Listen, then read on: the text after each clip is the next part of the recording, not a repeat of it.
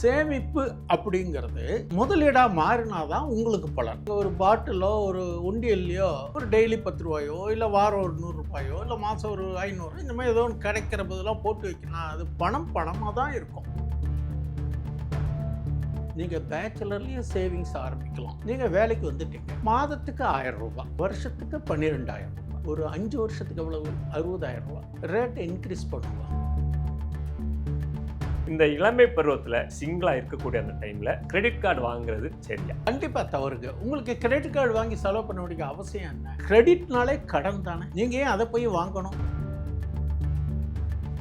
Cigarette smoking is injurious to ஹெல்த்னு விளம்பரம். இப்போ புதுசாக அந்த விலை ஏறின சிகரெட்டோட பார்த்தீங்கன்னாக்கா ஒரு சிகரெட்டு 25 to 28 ரூபாய். ஒரு தரமான நிறுவனத்தினுடைய சிகரெட்டு 25 ரூபா இல்லாமல் ஒரு சிகரெட் உண்டா? சாதாரணமாக ஒரு நாளைக்கு 5 சிகரெட்டு கன்சியூம் பண்ணுறீங்கன்னு வச்சுக்கோங்களேன். 125 ரூபா சிகரெட்டுக்கு செலவு பண்ணுறோம். இப்போ மாதத்துக்கு 1500 ரூபாய். அந்த 1500 ரூபாய் தூக்கி ஒரு மியூச்சுவல் ஃபண்டு, இது ஒரு எஸ்ஐபி இல்லை ஏதோ ஒரு நல்ல தரமான ஸ்டாக்கு, பேச்சுலர் லைஃப்பில் இது கொஞ்சம் சேவ் பண்ணி ஃபியூச்சருக்கு ஒரு பிளான் பண்ணலாங்கிறது ஒரு சின்ன உதாரணத்துக்காக சொல்கிறேன். குழந்தை பிறந்ததுன்னா உடனே அதுக்கு பேரில் ஒரு 10 ஷேரை வாங்கி வச்சுக்கோங்க அப்படிங்கிற மாதிரி ஒரு கருத்து தான் ஒரு காணொலியில் பார்த்தோம். எஸ்ஐபி ஒரு மியூச்சுவல் ஃபண்டு, நல்ல ஒரு மியூச்சுவல் ஃபண்டு, அதில் போடுங்க. இல்லையா நீங்கள் கேட்குற மாதிரியே ஸ்டாக்ஸ், வருஷத்துக்கு ஸ்டாக்குக்கு குறைந்தது அந்த 7%, அது மாதிரி நீங்கள் கமெண்ட்ஸ் பண்ணுங்க. ஆச்சி மசாலா, எந்த சமையலும் ருசி தேடும் ரகசியம் 20 ரூபாய். மெரிபா பன்னீர் சோடா, ஐ ட்ரஸ்ட் மெரிபா. ரிஃப்ளெக்ட் நேயர்களுக்கு வணக்கம். இன்று நம்மோட நேர்காணலில் ஆஸ்ட்ரோ ஃபினான்சியல் பிளானர் ஐயா கோவை விஸ்வநாதன் அவர்கள் நம்மோடு இணைகிறார். ஐயா வணக்கம். வணக்கம் நேயர்களுக்கு அன்பான வணக்கம். இப்போது சேமிப்பு முதலீடு சம்மந்தமாக நம்ம தொடர்ச்சியாக பேசிகிட்டு இருக்கோம். இந்த சேமிப்பு முதலீடு பற்றி நம்ம நிறைய விஷயங்கள் பேசியிருந்தாலும் இந்த சேமிப்பு முதலீடு இரண்டுக்குமே துவக்கம் அப்படின்னு ஒரு புள்ளி கண்டிப்பாக இருக்கும். இது எப்போது ஆரம்பிக்கலாம், அதை பற்றி உங்களுடைய கருத்து? சேமிப்புக்கு வயது கிடையாது சார். சேமிப்புங்கிறது எந்த வயதுலையும் துவங்கலாம். ஆனால் சேமிப்பு அப்படிங்கிறது முதலீடாக மாறினாதான் உங்களுக்கு பலன். வெறும் சேமிப்பாக இருந்ததுன்னு வச்சுக்கோங்களேன், நீங்கள் ஒரு பாட்டிலோ ஒரு உண்டியல்லையோ ஒரு டெய்லி 10 ரூபாயோ இல்லை வாரம் ஒரு 100 ரூபாயோ இல்லை மாதம் ஒரு 500 இந்த மாதிரி ஏதோ ஒன்று கிடைக்கிற போதெல்லாம் போட்டு வைக்கணும். அது பணமாக தான் இருக்கும். இப்போ நம்ம ஸ்கூல்லலாம் படிப்போம், ஆனால் அது உண்மை இல்லை, ஆனால் இது உண்மை. ஸ்கூலில் படிக்கிறப்ப என்ன பண்ணுவோம் பார்த்தீங்கன்னா, ஒரு மயில் இறக நோட்டுக்குள்ளே வச்சுடுவோம். வச்சு விட்டு அறியாத பருவத்தில் கூட ஒரு எதிர்பார்ப்புகள் இருந்தது. என்ன சொல்கிறோம், இந்த மயில் இறகு வச்சா இன்னொரு மயில் வருவோன்னு யாரோ சொல்லி மயில் வச்சோம். அப்போது எதிர்பார்ப்பு இருந்தது இல்லையா? அது உண்மைக்கு அப்பாற்பட்டது தான். இருந்தாலும் ஒரு நம்பிக்கை இருந்தது இல்லையா? அதே நம்பிக்கை இதுலேயும் வேணும். சேமிப்புக்கு வயது கிடையாது. இப்போ நான் ஒரு விஷயம் சொல்கிறேங்க. ஒரு சேமிப்பு 20 வயதில் எப்படி இருக்கணும், 30 வயதில் எப்படி இருக்கணும், 40 வயதில் எப்படி இருக்கணும்? நான் அதில் சொல்லக்கூடிய சில கருத்துகள் தனி மனித சுதந்திரத்தை கட்டுப்படுத்தாது. நான் உதாரணத்துக்கு சில விஷயங்கள் சொல்ல வேண்டிய சூழ்நிலையில் இருக்கிறதுனால அந்த யதார்த்தமாக சிலது சொல்கிறேன். யாரும் தயவுசெய்து தவறாக நினைக்காதீங்க. ஏன்னா சேமிப்பு பழக்கம் அறியாமல் சிலது வீண் செலவுகள் பண்ணுவோம், அவசியமான செலவுகளை விட்டுடுவோம். அதுக்காக நான் சொல்கிறேனே தவிர, இதில் பார்வையாளருக்கு உங்களை அப்பா மாதிரி நினச்சிக்கோங்க, சிறு வயதாக இருந்தால் ஒரு கிராண்ட் ஃபாதர் மாதிரி நினச்சிக்கோங்க, ஒரு நல்ல அறிவுரையாக எடுத்துக்கோங்கிறதுக்காக நான் சொல்கிறேன். ஏன்னா எங்கள் கடந்த காலத்திலலாம் எங்களுக்கு சொல்கிறதுக்கு ஆள் இல்லை. இந்த மாதிரி மீடியா வசதி கிடையாது. இந்த மாதிரி ஒரு யூடியூப்போ ஒரு ஃபேஸ்புக்கோ ஒரு இன்ஸ்டாவோ இல்லை. இருந்தாலும் அந்த காலத்திலலாம் நாங்கள் சேமிப்பை முறையாக வேறு மாதிரி செஞ்சு தான் இன்றைக்கி வளர்ந்து நான்லாம் ஒரு நல்ல ஒரு தன்னிறைவு அடைஞ்சிருக்கோம். அதை நீங்களும் பெறணும் அப்படிங்கிற ஒரு நல்ல எண்ணத்தில் சொல்கிறேன். இதில் சொல்லக்கூடிய சில விஷயங்கள் யார் மனசும் புண்படுத்தாமல் இருக்கணுங்கிறதுக்காக முன்னதாகவே நான் சொல்கிறேன். ஏன்னா அந்த உதாரணம் சொன்னால் தான் உங்களுக்கு ரீச் ஆகும். இப்போது உங்களுக்கு திருமணம் ஆகிடுத்து சார்.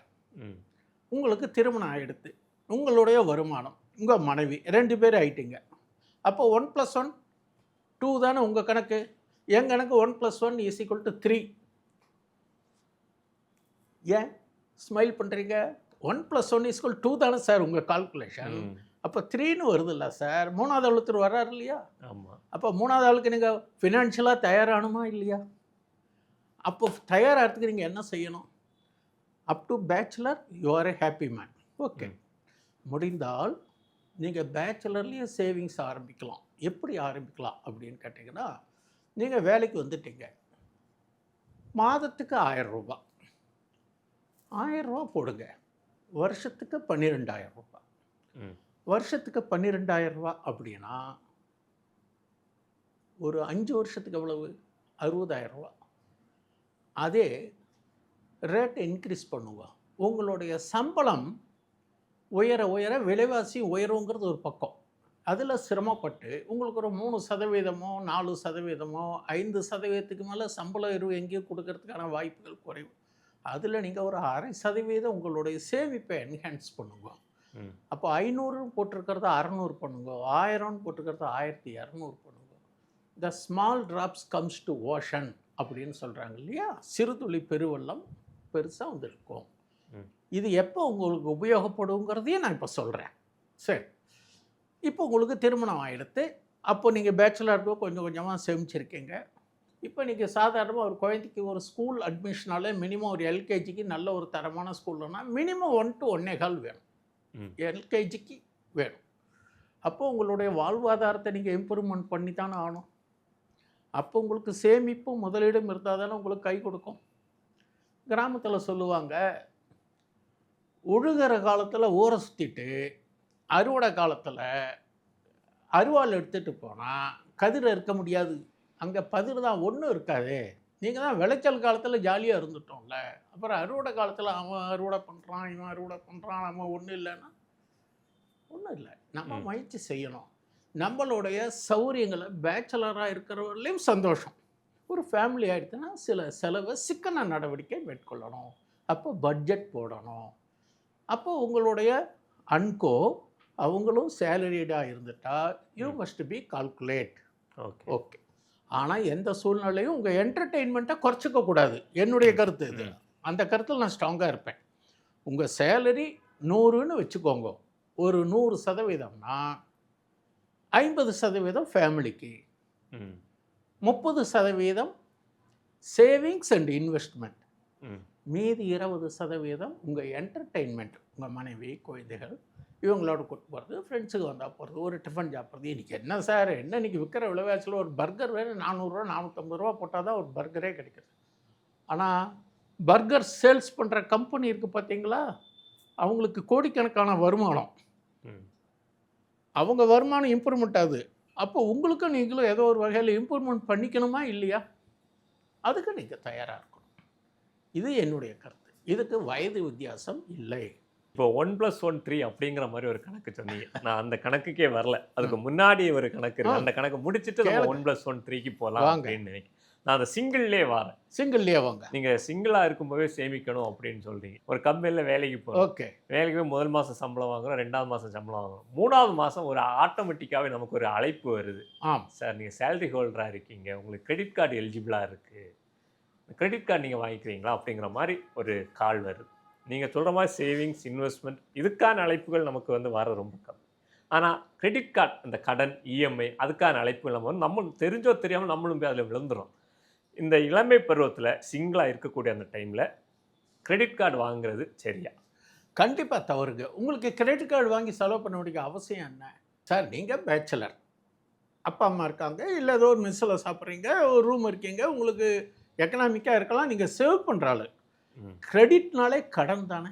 ஆமாம். நீங்கள் ஏன் அதை போய் வாங்கணும்? அப்போ நீங்கள் வாங்குற போது அவசியம் என்ன? அப்போ அது வரப்போதே உங்களுக்கு வேறு செலவு பண்ண தூண்டும், செலவை தூண்டும். ஆனால் சேமிப்பு எண்ணத்தை தூண்டாது கிரெடிட் கார்டு. நல்லா மனசில் வச்சுக்கோங்க. கிரெடிட் கார்டு சேமிக்கும் மனப்பான்மையை தூண்டாது, செலவு எண்ணத்தை தூண்டும். தயவு செஞ்சு அதுக்கெல்லாம் போகாதீங்க. நீங்கள் ஃபேமிலி ஆனால் கூட கூடுமானவர்களையும் இந்த credit card should be kept in bureau, not in your packet. Debit card always in your packet. ஏன்னா டெபிட் கார்டு உங்கள்கிட்ட பணம் இருந்தால் வரும், கிரெடிட் கார்டு பணம் இல்லைனா கூட வரும். ஆனால் அதுக்கான உண்டான வட்டி, ஒரு இஎம்ஐ தவறு செஞ்சிட்டீங்கன்னா அதுக்கு அபராத வட்டி, இதை நீங்கள் சரி வட்டியை கட்டிடுங்க. அடுத்தது பார்த்தீங்கன்னா உங்களுக்கு சிபில் ஸ்கோரில் அடி வாங்கும். டிலே ஆச்சுன்னா சிபில் ஸ்கோர் டவுன் ஆகும். இப்படி நீங்கள் கட்டிட்டேன்னு செஞ்சுவிட்டு ஒரு 2-3 வருஷம் வச்சுங்க வீட்டுக்காரம்மா என்ன சொல்கிறாங்க, வாங்க எல்லாரும் அவங்கவுங்க இடம் வாங்குறாங்க, நான் போய் ஒரு இடத்த வாங்குவோம், எங்கேயாவது ஊரை பக்கத்தில் எங்கேயாவது செங்கல்பட்டில் போய் ஒரு இடத்த வாங்குவோம் பாருங்கன்னு சொல்கிறாங்க. அப்போ போய் நீங்கள் பேங்க்கில் போய் இஎம்ஐ அப்ளை பண்ணுறப்போது உங்களுக்கு சிபில் ஸ்கோரு டீஃபால்ட்டு, சிபில் ஸ்கோர் இறங்கியிருக்கும். அப்போ தான் உங்களுக்கு ஞாபகம் வரும் 4 வருஷத்துக்கு முன்னாடி நீங்கள் டிலேவாக கட்டினனுடைய மைனஸுடையது அப்போ அங்கே அடிக்கும். கிரெடிட் கார்டை வாங்குறத பற்றி தப்பு கிடையாது. கிரெடிட் கார்டு உபயோகப்படுத்துகிற விதத்தில் பண்ணால் அது யூஸ்ஃபுல். அந்த டயத்துக்கு இந்த மாதம் செலவு பண்ணுறீங்களா கிரெடிட் கார்டை என்டையரும் நீங்கள் கட்டிடணும். அதை தவணை முறையில் கட்டுவதோ அதற்கு வட்டி கட்டுவதோ அல்லது அந்த தவணை தவறி கட்டுவதோ உங்களுக்கு எதிர்காலத்தில் சில சிரமங்களை உண்டாக்குங்கிறது என்னுடைய அனுபவம். சரி, ஓகே. அந்த சிங்கிளாக இருக்கும்போதே இந்த இன்வெஸ்ட்மெண்ட்டாக இருந்தாலும் சரி, சேவிங்ஸாக இருந்தாலும் சரி, எந்த மாதிரி அதை வந்து சூஸ் பண்ணலாம்? அருமை. தப்பாக நினச்சிக்காதீங்க, நீங்கள் நல்ல மனுஷன்னு எனக்கு தெரியறது. நான் ஒரு உதாரணத்துக்காக இதை சொல்லணும். இப்போது ஒரு தனிமை நமக்கு காசு வந்துடுறதுனால சில நண்பர்கள் சேர்க்கையெல்லாம் வரும். அது நான் தவறுன்னு சொல்லலை. இளமை பருவத்தில் எல்லாரும் அப்படி தான் ஆகும்னு இருந்தது தான். அப்போது அப்படி வரப்போது இப்போ நம்ம என்ன பண்ணுவோம், ஒரு ஸ்மோக்கிங் பண்ணுறோம். ஒரு smoking cigarette smoking is injurious to ஹெல்த்னு விளம்பரங்கள். Cigarette smoking is injurious to health. ஒரு ஸ்மோக் பண்ணுறோம். இப்போ நான் விசாரித்த வகையில் எனக்கு அந்த ஹேபிட் இல்லை. இப்போ புதுசாக அந்த விலை ஏறின சிகரெட்டோட பார்த்தீங்கன்னாக்கா ஒரு சிகரெட்டு 25 to 28 ரூபாய். ஒரு தரமான நிறுவனத்தினுடைய சிகரெட்டு 25 ரூபா இல்லாமல் ஒரு சிகரெட் உண்டா? சாதாரணமாக ஒரு நாளைக்கு 5 சிகரெட்டு கன்சியூம் பண்ணுறீங்கன்னு வச்சுக்கோங்களேன். 125 ரூபா சிகரெட்டுக்கு செலவு பண்ணுறோம். 125 ரூபா சிகரெட்டுக்கு செலவு பண்ணுறோம். அதில் உங்களை நான் சிகரெட் குடிக்காதேன்னு சொல்கிற உங்கள் தனி மனித சுதந்திரத்தெல்லாம் தலையிட விரும்பவில்லை. ஒரு நாளைக்கு நீங்கள் 5 சிகரெட் யூஸ் பண்ணுறத குறைச்சிக்குங்க. ஒரு 3. அப்போ 2னுடைய விலை என்ன ஆகுது? ஒரு தோராயமாக 40 to 50 ஆகுது. இப்போ மாதத்துக்கு 1500 ரூபா. அந்த 1500 ரூபாய் தூக்கி ஒரு மியூச்சுவல் ஃபண்டு, இது ஒரு எஸ்ஐபி, இல்லை ஏதோ ஒரு நல்ல தரமான ஸ்டாக்கு, எங்களை மாதிரி ஆள் யார்கிட்டையாவது நம்ம கேட்டாலும் சொல்லுவாங்க. மியூச்சுவல் ஃபண்டுக்குன்னு சில அட்வைசர்ஸ் எல்லாம் இருப்பாங்க. கேட்டு மாதம் ஒரு 1000 ரூபாய் இதில் கண்ட்ரோல் பண்ணலாம். அதனால் உங்களை வந்து ஸ்மோக் பண்ண வேண்டாம்னு சொல்கிற ஆள் இல்லை. கொஞ்சம் குறைச்சிட்டு இப்படி சேவ் பண்ணிங்கன்னா பேச்சுலர் லைஃப்பில் இது கொஞ்சம் சேவ் பண்ணி ஃபியூச்சருக்கு ஒரு பிளான் பண்ணலாங்கிறது ஒரு சின்ன உதாரணத்துக்காக சொல்கிறேன். தயவுசெய்து அவர் தவறாக நினைக்க வேண்டாம். சரி, ஓகே சார். இப்போ பேச்சுலர் லைஃபுக்கு சொன்னீங்க. நீங்கள் சொன்ன கணக்கு என்ன வந்துடும், 1+1 3ன்னு சொன்னீங்க. இப்போ 1+1 ஆகி 3 ஆகுறோம். அந்த இடத்துல நம்ம குழந்தைக்கான இன்வெஸ்ட்மெண்ட் அப்படின்னா நம்ம எதை ஆரம்பிக்கலாம்? இப்போ சமீபத்தில் நான் ஒரு இதில் பார்த்தேன், குழந்தை பிறந்ததுன்னா உடனே அதுக்கு பேரில் வந்து ஒரு 10 ஷேரை வாங்கி போடுங்க. நீங்கள் அதுக்காக தங்கம் வாங்குறத விட சேவிங்ஸ் பண்ணுறத விட அதுக்கு பேரில் வந்து ஒரு 10 ஷேரை வாங்கி வச்சுக்கோங்க அப்படிங்கிற மாதிரி ஒரு கருத்தை தான் ஒரு காணொலியில் பார்த்தேன். இந்த கருத்து வந்து நிஜமாகவே வந்து சாத்தியப்படும்? நீங்கள் சொல்கிற கருத்து ஏற்புடையது. ஆனால் நீங்கள் ஷேர்னு சொன்னதை நான் கொஞ்சம் மாற்றி சொல்கிறேன். ஓகே. சேமிப்பு உங்களுக்கு இன்வெஸ்ட்மெண்ட்டு தானே. ஒன்றா அந்த குழந்தைக்கு மாதம் மாதம் நீங்கள் ஷேர் வாங்குறத விட ஹஸ்பண்ட் அண்ட் ஒய்ஃப் பேர்லையோ இல்லை ஒய்ஃப் ஹஸ்பண்ட் பேரையோ யாரோ ஒருத்தர் உங்களுக்குள்ள யார் உங்களுக்கு சேமிப்பு இன்வெஸ்ட்மெண்ட்டு பாலிசியில் இருக்குங்களோ அந்த குழந்தை பிறந்த ஒரு மாதத்தில் இருந்து நீங்கள் ஒரு எஸ்ஐபி துவங்குங்கள். நான் ஷேருக்கே போகல. ஏன்னா ஷேர் இன்றைக்கி மார்க்கெட் பார்த்தீங்கன்னாக்கா 600 இருந்த ஷேர் இன்றைக்கி 200 வந்துடுது. 4000 ரூபா இருந்தது 2000 ரூபா இருக்குது. பட் இது இப்படியே இருக்காதுங்கிறது வேறு, காலப்போக்கில் மாறிடும். பட் இதுக்கு பதிலாக நான் ஒன்று வேறு ஐடியா சொல்கிறேன். எஸ்ஐபி ஒரு மியூச்சுவல் ஃபண்டு, நல்ல ஒரு மியூச்சுவல் ஃபண்டு நல்லா தேர்ந்தெடுங்க, அதில் போடுங்க. இல்லையா நீங்கள் கேட்குற மாதிரியே ஸ்டாக்ஸ் வந்து டிவிடெண்ட் கொடுக்குற ஸ்டாக்காக இருக்கணும். தட் இஸ் வருஷத்துக்கு உங்களுடைய ஸ்டாக்குக்கு குறைந்தது அந்த 7% அந்த ஸ்டாக்கினுடைய வேல்யூவில் 7% அப்படியெல்லாம் ஸ்டாக்ஸ் இருக்குது. அது மாதிரி நீங்கள் கமெண்ட்ஸ் பண்ணுங்கள். முதல் மாதம் 500 ரூபா, 12 மாதத்துக்கு 6000 ரூபா ஆச்சு. அப்படியே கிராஜுவலாக இம்ப்ரூவ்மெண்ட் பண்ணுங்கள். எஸ்ஐபி வந்து நீங்கள் எப்படி வேணாலும் இம்ப்ரூவ்மெண்ட் பண்ணலாம், அடிஷன்ஸ் பண்ணலாம், டாப்அப் பண்ணலாம்.